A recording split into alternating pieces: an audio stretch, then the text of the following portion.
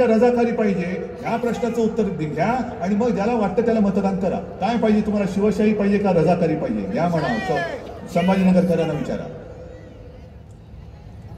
विकास जरूर, पण मतं मागताना सुद्धा कोणाची औलाद आपल्या समोर मतं मागते आहे, कोणाचे वारसदार आपल्या समोर येत आहेत।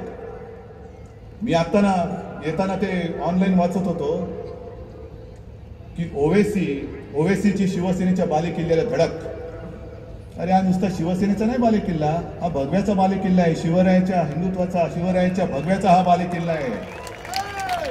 एवढ्या धडका द्यायचं तेवढं देऊन बघ, या माझ्या या बुलंद बुर्जाचा एक सुद्धा चिरा निखळणार नाही, एवढी ताकद, एवढी एकजूट ही माझ्या इथल्या संभाजीनगरकरांमध्ये। आणि मग बाकीचे आमच्याकडे झुंबड आहे, त्यांच्याकडे झांबड आहे। आमच्याकडे झुंबड आहे नुसती, काय गर्दीला कमी नाहीये, पण ही नुसती गर्दी भाड्याने आणलेली माणसं नाहीये। भाड्याने आणलेली माणसं असते तर इकडे आता अशी चलबिचल झाली असती की या संपतोय कधी, आम्हाला घरी जायला मिळतंय कधी, कारण आम्हाला भाडं मिळालं आता जायचं घरी।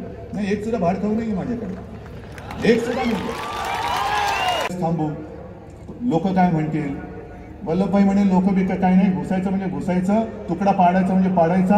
हा संपूर्ण जो काय मराठवाडा आहे तो पूर्णपणे हा माझ्या भारताच्या संघराज्यात आला पाहिजे, म्हणजे आला पाहिजेच। हे मी तुम्हाला मुद्दामून का सांगतोय। मत कोणाला द्यायचं, आम्ही शिवसेना भारतीय जनता पक्षाला म्हणतो, काँग्रेसवाले म्हणतात काँग्रेसला द्यायचं, शरद पवार म्हणतात राष्ट्रवादीला द्यायचं, आणि खैरे साहेब तुम्ही जे म्हणालात ओवेसी म्हणतो त्यालाच द्यायचं, म्हणजे MI। मग चला, माझी तयारी आहे, एक असंच व्यासपीठ लावा, संपूर्ण मराठवाडाकरांना बोलवा आणि प्रत्येक पक्षाची स्थापना कोणी केली, कशासाठी केली त्याचा इतिहास काढा। माझी तयारी आहे। जसं मी अभिमानाने सांगतो की शिवसेनेची स्थापना शिवसेना प्रमुखांनी प्रथम भूमिपुत्रांसाठी, आणि नंतर ज्या वेळेला कळलं की या देशामध्ये हिंदू संकटात येतोय म्हणून आम्ही हिंदुत्वाचं कंकण हाती बांधलं। होय, आम्ही हिंदुत्वासाठी काम करतो।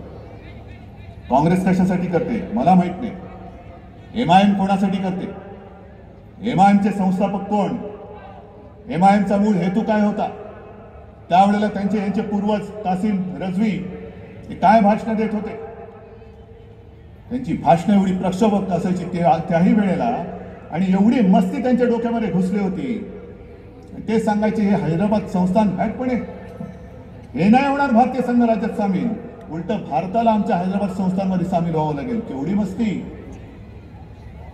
ही मस्ती असलेली माणसं ही पुन्हा जर का आपल्या समोर येऊन मत मागणार असतील, आणि याच ओवेसीचा भाऊ काय म्हणाला होता तुम्ही विसरलात, त्यांनी सांगितलं होतं की आम्हाला हे पोलीसपणे बाजूला करा, आम्हाला फक्त 15 मिनिटं द्या, मग आम्ही बरोबर शिकवतो या लोकांना। अरे या लोकांना म्हणजे आता तसं काय तुम्ही करू शकणार नाही, ही लोक म्हणजे काही नामर्दाची अवलाद नाही, ही शिवप्रभूची या महाराष्ट्रामधली मर्दाची अवलाद आहे। आम्ही काय म्हणतो का आम्ही कोणत्याही मुसलमानाला, प्रत्येक मुसलमानाला आमचा आम्ही शत्रू नाही मानत। काल परवाकडे जेव्हा मी रायगडमध्ये सभा घेतली तेव्हा माझ्या व्यासपीठावरती ते नावेत अंतुले बसला होता, अंतुले साहेबांचा मुलगा, ज्यांना खैरे साहेब तुम्ही त्यांचा पराभव केला होता, त्यांचा मुलगा आता शिवसेनेत आलेला आहे। हे असे काही मुस्लिम बांधव आहेत ज्यांचा गैरसमज दूर होतोय आणि ते शिवसेनेत येत आहेत, हातात भगवा पकडत आहेत। जो या देशाला माझी मातृभूमी मानतो, माझा देश मानतो, असा कोणी जरी असला, जात पात धर्म आम्ही मानत नाही, तो आमचा आहे, ही आम्हाला शिकवण आहे।